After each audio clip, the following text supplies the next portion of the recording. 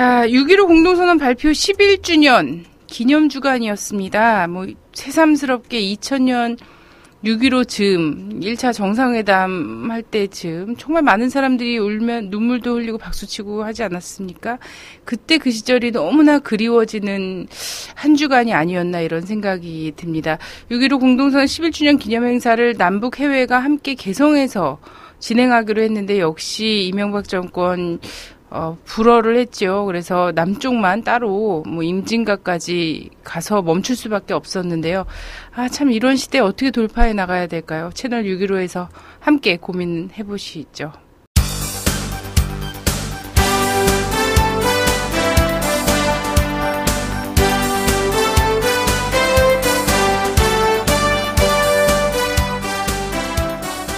대표이사님께서 나오셨습니다. 안녕하십니까? 예. 오랜만에 저희 채널 615로 찾아주셨습니다. 자, 북이 5월 말에 금강산 국제관광특구법 제정한 데 이어서 이 법에 따라서 금강산 특구대 부동산 등 재산 정리하겠다고 17일 밝혔습니다. 네. 이 내용 좀 알려주시죠. 네, 통보를 해왔습니다, 남측에. 네.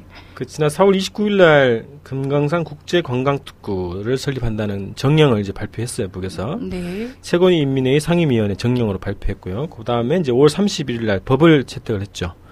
금강산 국제관광특구법. 그래서 이 법에 따라서 금강산 지구가 국제관광특구로 이제 변화를 시킬 것이다. 그런 차원에서 현재 북측 금강산 지구에 있는 남측의 부동산 재산을 다 이제 정리해서 나가라 이런 거거든요.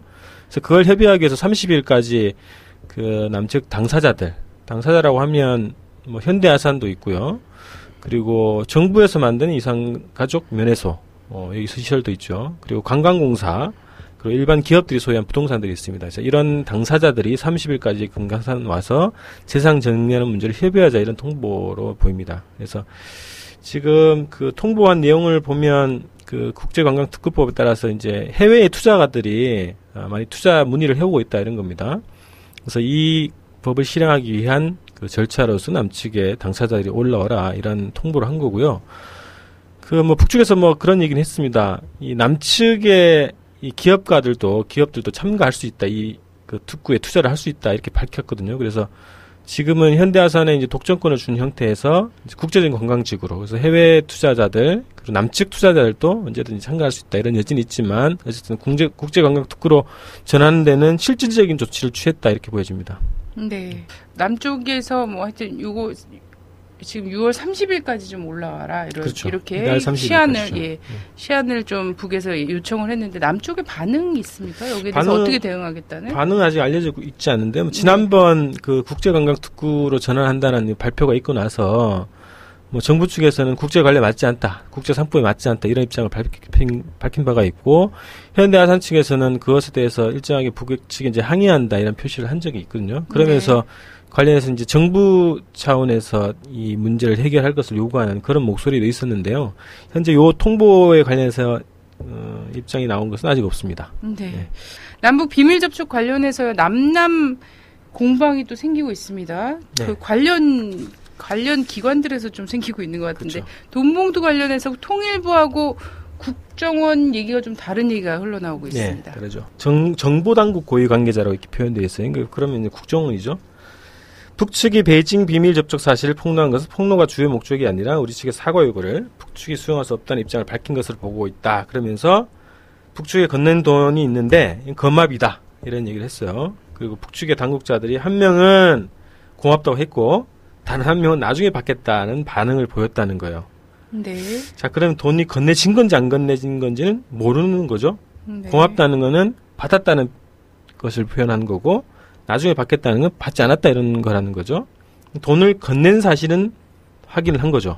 거마비로. 근데 이제 통일부는 돈봉투는 아예 존재하지 않는다 이런 입장을 밝힌 바가 있죠. 네. 그래서 이제 두 기관이 지금 상반된 입장으로 나와 있는데 요즘에 이 두 기관의 관계가 원래는 비밀 접촉을 같이 추진했단 말이죠. 통일부, 국정원 그리고 청와대 이제 대외전략 비서관 그리고 이명박이 공범으로 해서 같이 추진했는데 최근에 그 서해상으로 또 북측 주민들이 내려왔다고 이 문제에 대해서 통일부가 5일 후에 알았다 이런 얘기 아닙니까? 네. 그거를 이제 군 당국이나 이제 국정원 알고 있을 건데 통일부가 이제 소외됐다 이런 분석이 나와요. 뭐 정확한 건 모르겠지만 네. 어쨌든 이제 이 지금 나오는 입장들을 보면 정상회담 비밀 집조과 관련해서 두 기관이 뭔가 이 알력 관계가 있지 않겠냐 이런 것들이 좀 연출되는 상황이고요.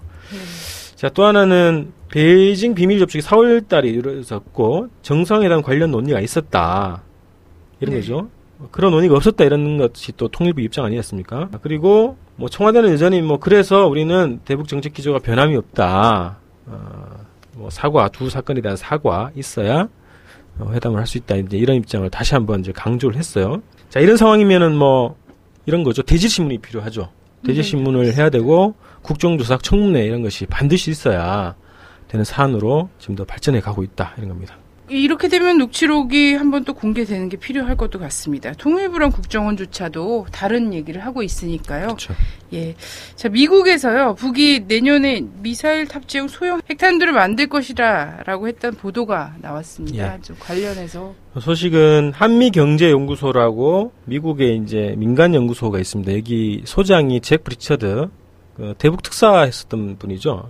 이 연구소가 주최한 북한 문제 세미나, 여기에 전략국제문제연구소라고 하는 연구소의 레리 릭시 박사가 한 얘기입니다. 이 박사는 대북 송금 특검을 이끌어냈던 그 소스를 제공한 관리죠. 아주 보수적인 사람인데 미국 의회 조사국에서 활동했던 간부입니다.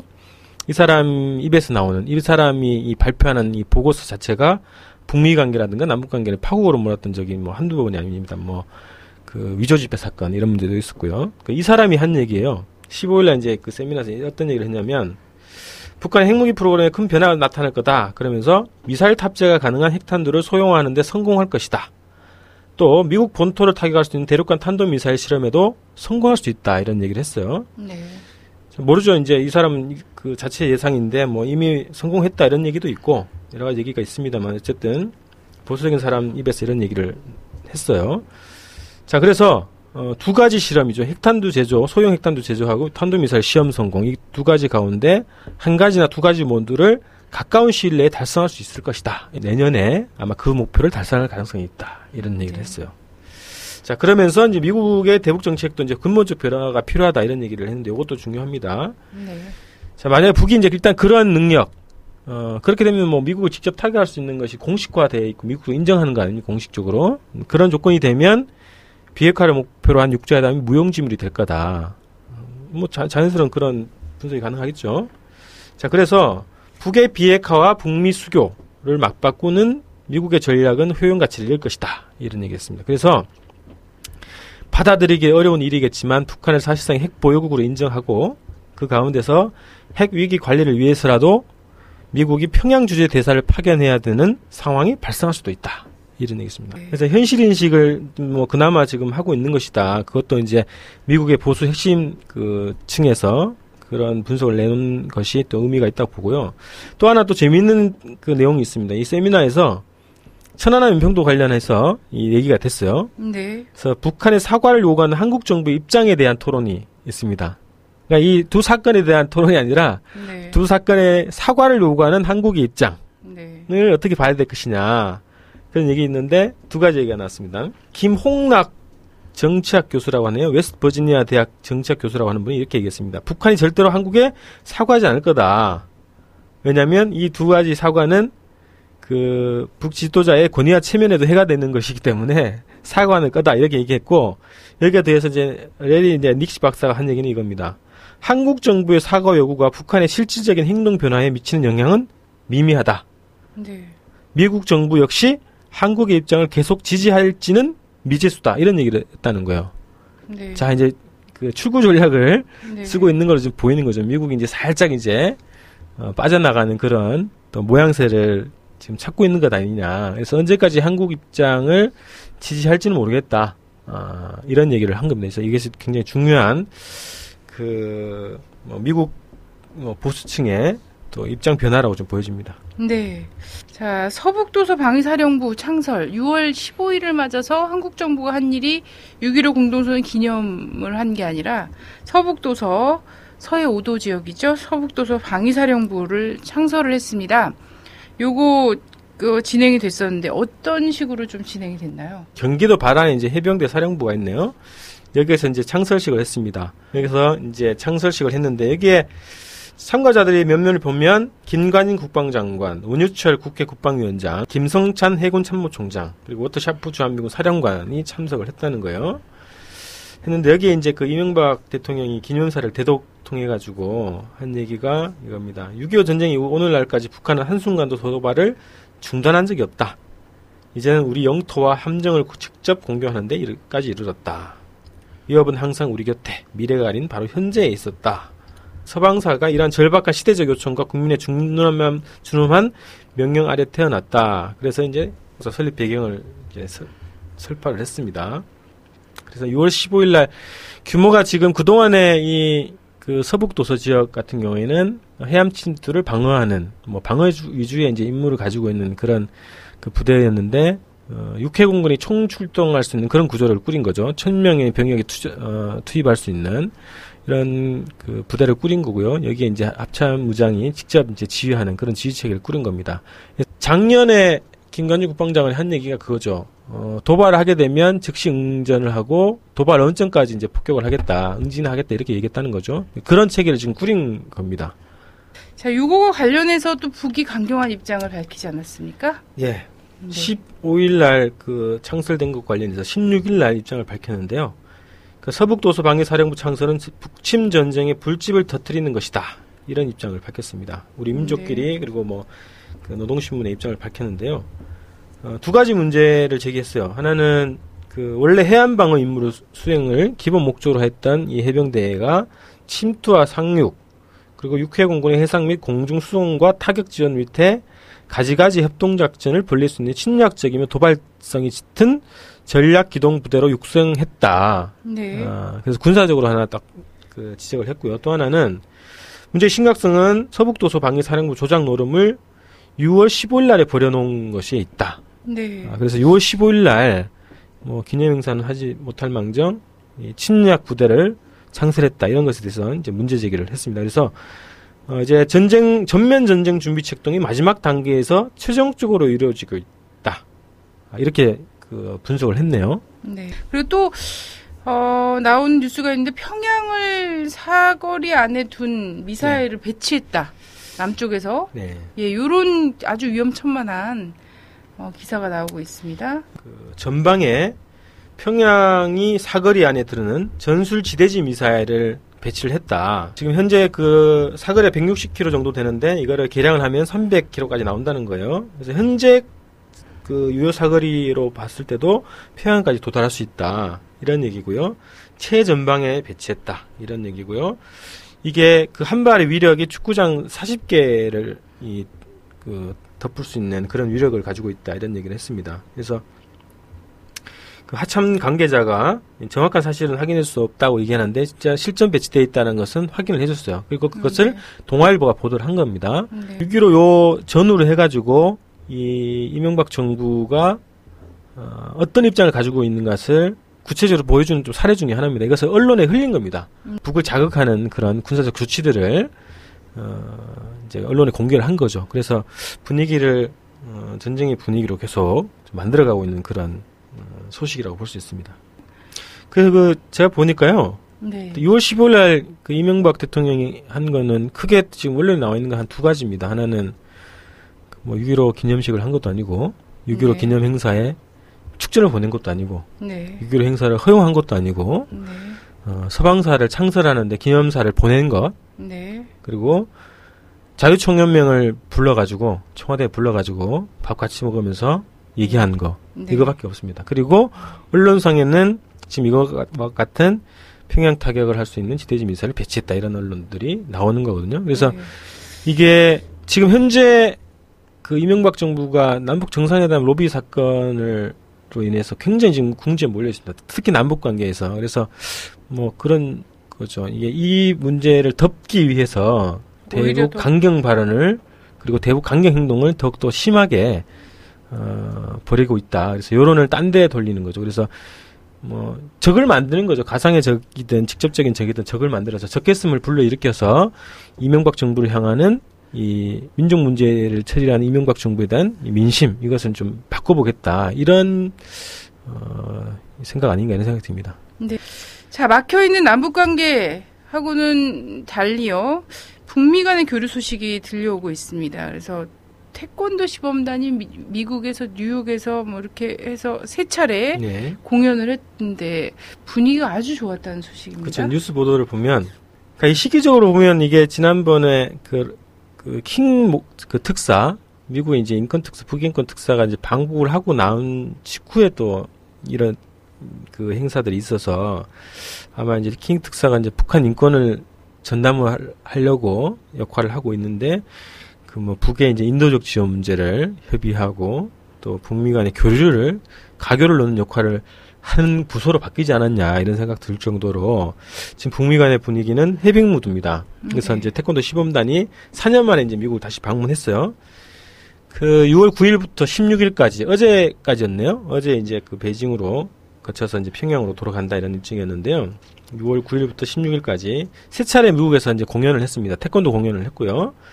자, 미국 동부 매사추세츠주의 이제 보스턴 외곽에 있는 도시 학교를 찾아서 시범 공연을 했고, 그 다음에 12일날 뉴욕 공연했고요. 14일날 필라델피아 공연을 하고 이제 시카고와 베이징을 거쳐서 평양으로 돌아갔다. 이제 이런 보도예요. 그래서 1,500명이 운집을 했고 첫 공연에 기립박수가 터지고 뭐 기념사진 찍고 사인하고 뭐 난리가 났더라고요. 네. 근데 재밌는 것은 이 비자 처리가 일사천리로 진행됐다는 거죠. 예전 같으면은 뭐 7, 8일 걸렸는데 굉장히 짧게 지금 절차가 마무리했다는 거예요. 그래서 태권도 타임즈라고 하는 미국의 뭐 태권도 언론 기관이 있나 봐요. 여기에 정우진 대표가 이런 얘기를 했습니다. 비자가 올해는 너무 쉬워졌다. 그래서 깜짝 놀랐다는 거예요.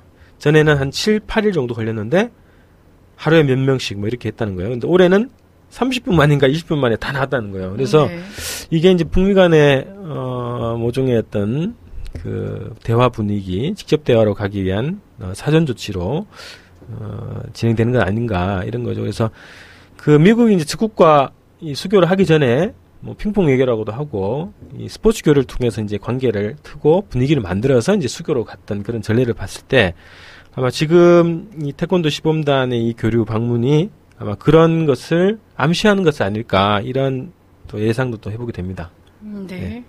영상을 잠깐 보시겠는데요. 영상에도 나올 것 같습니다. 북의 공화국 깃발, 인공기라고 얘기하는, 예, 그 국기가 걸렸어요. 예, 국기를 걸어놓고 남쪽에서는 이 남북 교류를 하면서도 그 국기, 북의 국기, 혹은 정상회담 때 대학생들이 태극기도 걸고 북의 인공기도 걸고 그러면서 막 축하하고 이랬다가 또 난리가 난 적이 있지 않습니까? 그런 적이 있을 정도로 이 국기 개항과 관련해서 되게 민감한 문제일 수 있는데 인공기가 미국 땅에 휘날리는 모습 볼 수가 있습니다. 영상 보시죠. 네.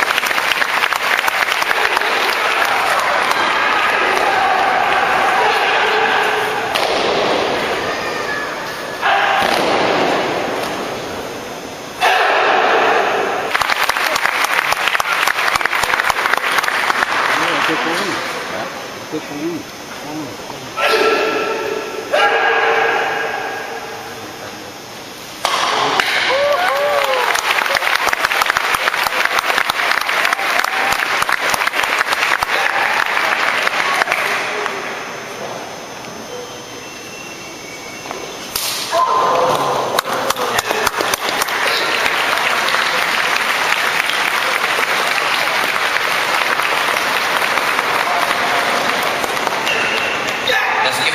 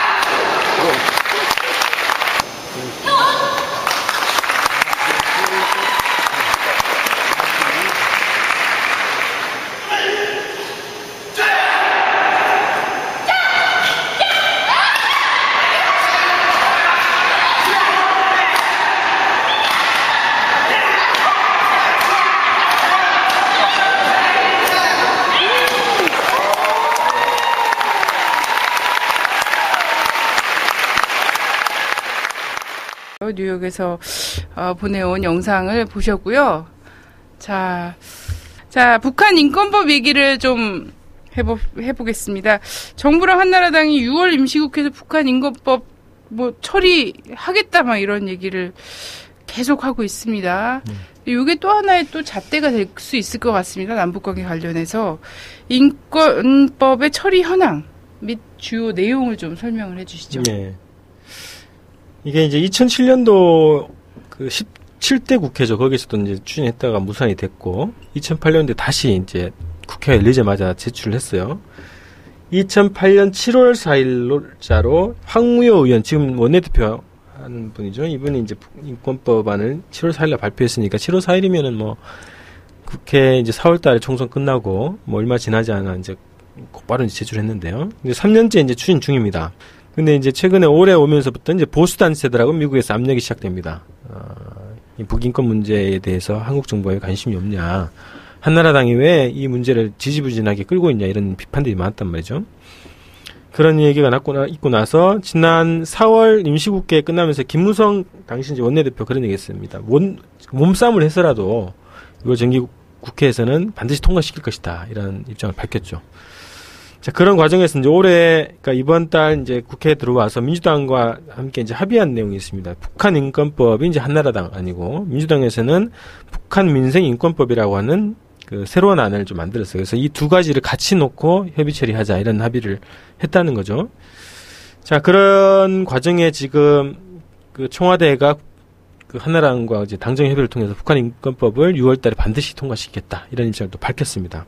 그리고 이 민주당의 안하고 같이 협의하겠다라고 하는 밝혔던 이제 그 한나라당에서 민주당에서 요구하는 그런 안들이 충분히 이제 다 녹아 있다 우리 안에 이러면서 그 한나라당 원안을 가지고 이제 통과시키겠다는 의지를 이제 밝혀 놓은 상태인 거죠. 그 내용을 보면은 주로 이제 뭐 북한 인권대사를 설치하는 인권기구를 설치하고 인권대사를 선임하고 통일부가 인권기록소, 인권기록보관소 이런 거 설치하고 뭐 기구를 설치하는 문제하고 통일부가 관련 계획들을 3년 동안 그 할 계획들을 세워서 이제 국회 보고하는 여러 가지 이런 절차들이 있는데 이 내용에 대해서 또 속내를 또 밝힌 기사가 있어서 잠깐 소개를 드릴게요.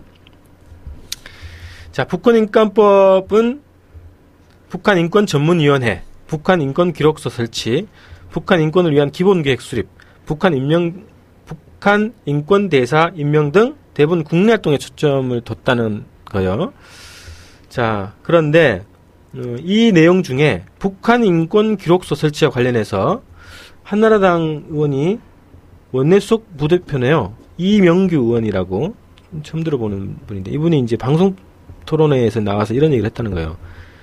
이게 이제 그 국내 활동에 초점이 되니까 실질적인 무슨 대북 압박이 되냐 이런 얘기를 했다는 거예요. 그거와 관련해서 이런 얘기를 했다는 거죠.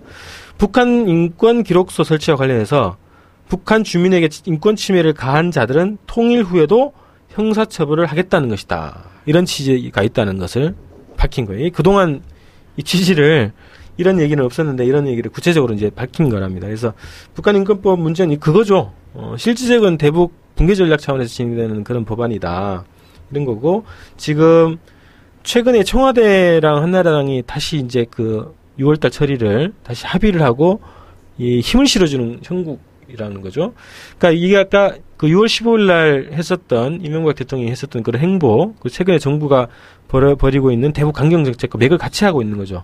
정상회담에 대한 이 국민들의 지탄, 이것을 이 여론을 좀 돌리기 위해서 이 인권법을 더 정치화시키고 있다. 이런 분석입니다. 네. 문제점도 좀 얘기를 했는데 좀 더 네. 아주 핵심적인 문제점이 더 있을까요? 일단 뭐 금방 말씀드렸던 것처럼 여전히 이제 북한 붕괴론의 연장선이다. 이런 겁니다.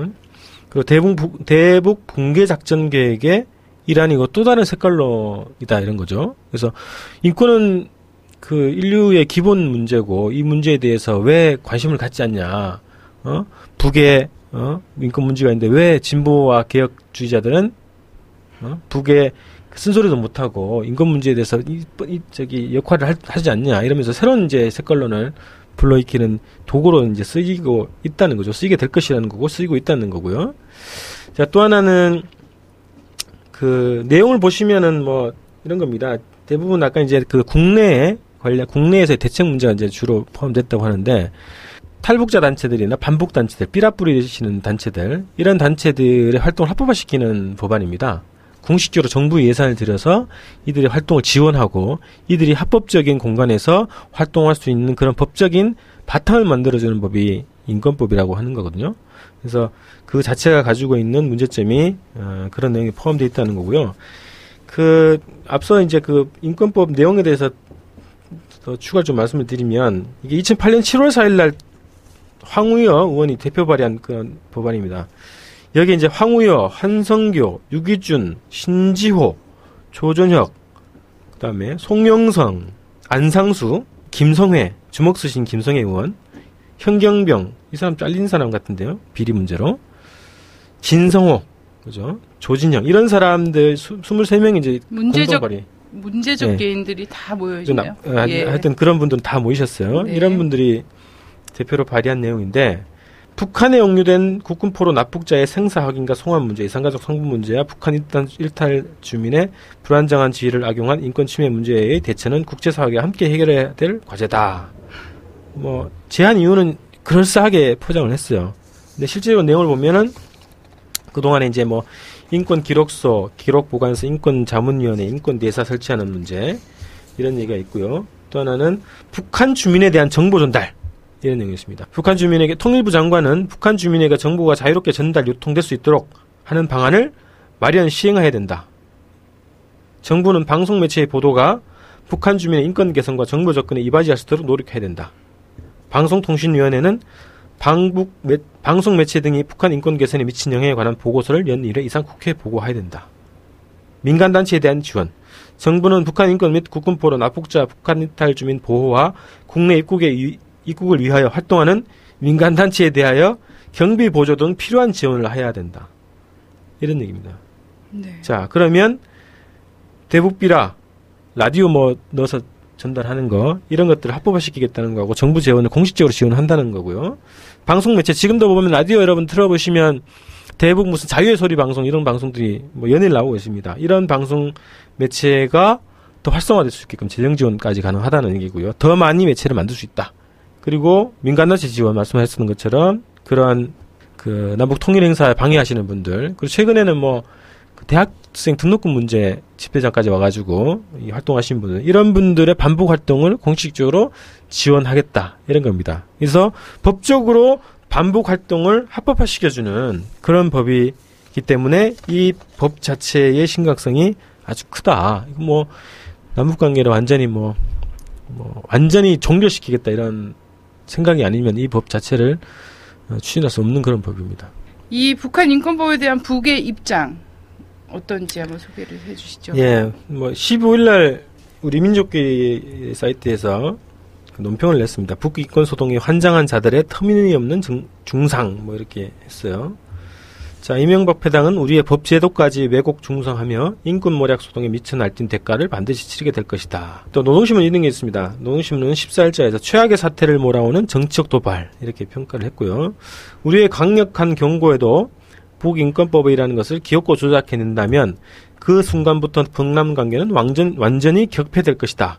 그 어떤 내왕과 접촉도 이루어지지 못할 것이다. 이렇게 밝혔습니다. 그래서 자, 그렇게 되면 지금 개성공단 문제까지 포함하고요. 그 다음에 이제 대북 인도적 지원을 위해서 가끔 방북하시는 이런 교류 문제까지도 완전히 끝날 수 있다. 이런 경고를 보낸 그런 보도였습니다. 자, 남북 한반도 국회의원님들, 그 남북 한반도의 인권이 그렇게도 걱정이 돼서 밤잠이 오지 않고 이러시면요, 내왕을 가로막고 있는 국가보안법부터 철폐를 하세요. 그래야 서로 왔다 갔다 하면서 어느 정도의 인권인지 이런 것도 알 수 있고요. 국가보안법 철폐하고 6.15 공동선 14선언 이행하자고 하십시오. 이행합시다. 그러면 남북 한반도의 인권 문제 정말 크게 엄청나게 밤잠 못 이루는 걱정, 몸싸움 할 일도 없고 이런 것들 다 해소되는 거 아닌가요? 자, 6.15 11주년 기념 행사 얘기를 좀 해보도록 하겠습니다. 11주년 맞는 행사들이 지난 주말에도 그리고 주중에도 많이 있었습니다. 이명박 대통령은 근데 자유총연맹 회장하고 250명 초청을 해서 같이 밥을 먹었어요. 6.15 날에. 그러면서 G20 세대를 위한 자유대한민국 행사 이런 이름으로 좀 진행을 했다고 합니다. 네. 예. 그리고 북에서도 11주년 기념 행사가 있었죠. 진행이 됐죠. 네. 예. 소개를 간단하게 그냥 말씀드릴게요. 일단 뭐 청와대 자유총연맹 그 박창달 회장하고 회원 250명을 초청했습니다. 그래서 G20 세대를 위한 자유대한민국 행사. 6.15선언 네, 물 먹으라 이런 거죠. 뭐, 전혀 자기는 관심이 없다. 뭐, 이런 얘기입니다. 그리고, 엉뚱한 얘기, 스스로가 지금 G20 행사를 치고 나서 G20세대라는 말을 만들어가지고, 미래로 나아가는 대통령 이런 이미지를 만들려고 하는데, 어쨌든 이 자유총연맹 불러가지고, 밥 먹으면서 행사를 했습니다. 여기에서 그 대통령의 발언이 있는데 잠깐 소개를 할게요. 지금 6월 15일 날 6.15 행사와는 관계없지만 대통령의 발언이 좀 한번 소개를 할 필요가 있을 것 같아서 좀 말씀드릴게요. 이 모임에서 그런 얘기 했습니다. 공정한 사회는 있는 사람이나 없는 사람이나 기회를 똑같이 가질 수 있도록 하는 것이다. 교육이란 모든 기회를 같이 갖고 결과는 각자가 책임져야 된다. 이런 얘기를 했어요. 대한민국이 선진화를 위해서 앞으로 나아가는 과정에 여러 장애가 있다. 장애를 뛰어넘어야 된다. 그러면서 6.15하고 전혀 관계없는 얘기를 했습니다. 자, 이와 대비해서 북측에서는 6.15 공동선언 발표 11도 기념 중앙보고대회가 14일 날 중앙노동자회관에서 진행했다. 이라는 것이 이제 조선중앙통신에 이제 발표가 됐습니다. 그래서 양영섭 최고인민회의 상임위원회 부위원장이 이제 보고를 했고요. 그래서 6.15 공동선언은 조국 통일의 대강이다. 이런 얘기를 했고, 북과 남 해외 온결회가 남조선 보수 집권 세력의 악랄한 동족 대결 책동을 짚으시고, 나라의 평화와 자주 통일을 위한 투쟁이 한결같이 떨쳐 나서야 된다. 이런 얘기를 했고요. 사회 민주화 통일을 위한 남조선의 여러 정당들과 각 계층 인민들의 정의의 투쟁에 전적인 지지와 성원을 보내고, 공동선언 이행을 위해서 함께 노력해 갈 것이다.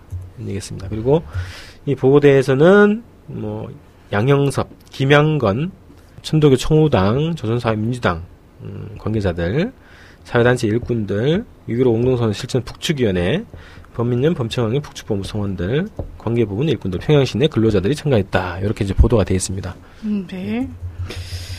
자, 일본 제1교포들 신문이죠. 조선신보가 13일 사면 초과에 빠진 남측 정권이 위기 상황을 바꿀 방도 는 6.15 공동선언과 14년 이행이다. 예. 라는 그런 기사를 냈습니다. 네, 보도를 했죠. 네. 그래서 이게 조선신보가 그 북측의 입장을 대변하는 거의 기관지 역할을 하고 있다. 그래서 북에서 직접 관련한 입장이 나오지 않더라도 조선신보를 보면 북측의 입장을 대략 파악할 수 있다. 이런 지위를 가지고 있는 그런 언론사거든요. 그래서 이게 언론사에서 나온 보도를 보면 이런 겁니다. 자, 민중의 분노와 권력 누수의 과속화라는 제목으로 남측 당국이 악화될 대로 악화된 북남 관계를 복원하는 마지막 가능성이 어디에 있는가? 그것은 6.15 공동선언과 14선언의 이행에서 일치점을 찾는 것이다. 라는 기사를 냈어요. 네.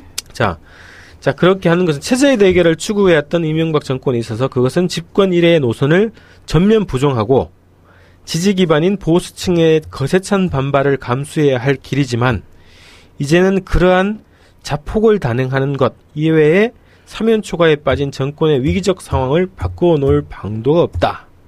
이렇게 얘기했습니다. 네, 이래도 죽고 저래도 죽는 운명이긴 한데 예, 그래도 6.15 공동선언과 14선 하는 것이 그나마 낫다. 살 길이다. 예, 이렇게 하는 거죠. 그것도 자폭의 일종이긴 하지만. 예, 그래서 저는 그렇습니다. 저는 이제 남북관계 더 이상 회복될 가능성이 있고 오로지 대결밖에 남지 않은 상황이라고 봤는데 조선신보는 마지막 가능성에 대해서 또 테러 출구를 언급을 한 거예요. 네. 그래서 지금이라도 이명박 정부가 기조를 바꿔서 6.15 14선언을 전면 이행하겠다라는 정책으로 전면 전환을 하면 남북관계 복원을 할 수 있고 이명박 정부가 보수 세력들 지지 기반한테는 지탄을 받겠지만 정권 자체가 살 수 있는 길은 열려 있다. 이런 거거든요. 네. 자, 그런데 이게 발표한 게 13일인데 15일, 16일 한 행보를 보면 안 하겠다 이런 예. 거죠. 그냥 죽음의 길을 가련다. 그죠.